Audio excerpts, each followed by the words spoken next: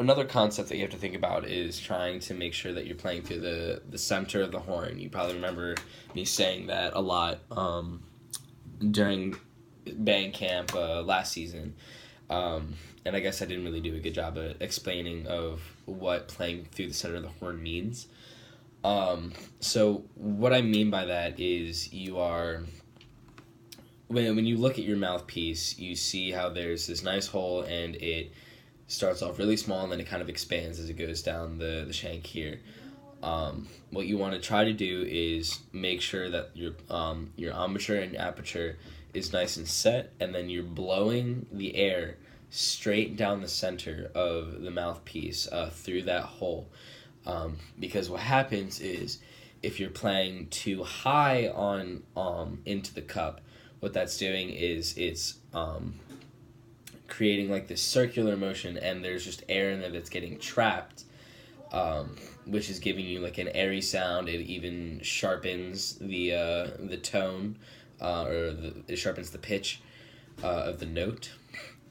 So if you're playing too high on the mouthpiece or playing too high on the horn, and the opposite thing happens when you play too low.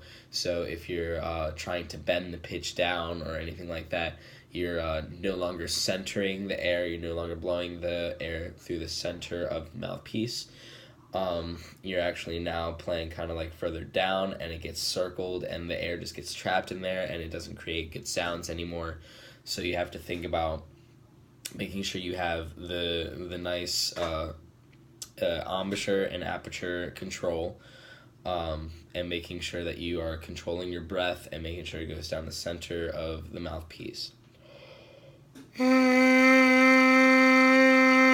like I said in a previous video, that it should be 50% air and 50% buzz when you're playing on the mouthpiece.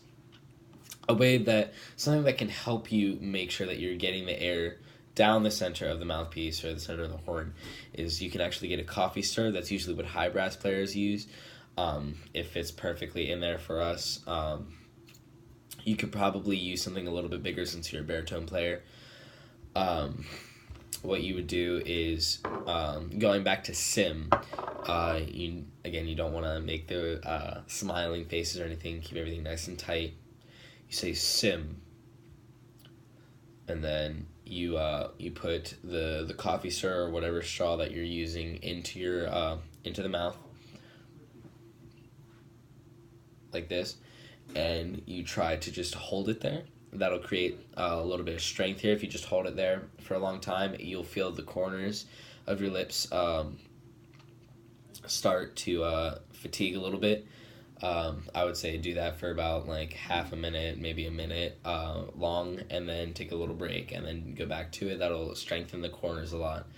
And then getting to the blowing part, trying to make sure your air is going down the center, is you do the sim, put it into your mouth, and then you're just gonna blow, and then as you're blowing, before you create too much tension, it's a nice and calm, relaxed breath out, and then as you're doing that, you're going to take the coffee stir out, and you're going to try to create that same sensation as when the coffee stir was in your mouth. So, sim.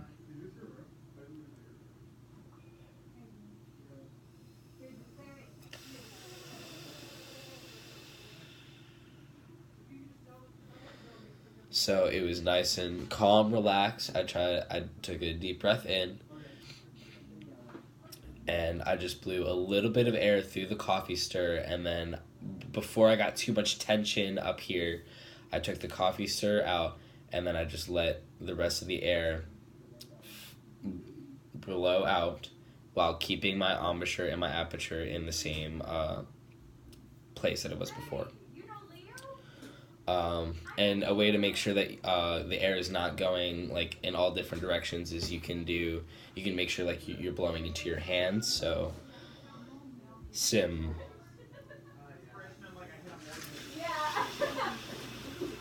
And try to hit one spot on your hand. All right. If you're able to hit one spot on your hand, that means that you're blowing consistently and you're blowing straight through. And that'll help you when you're trying to transition to the mouthpiece and then you try to transition back to the horn.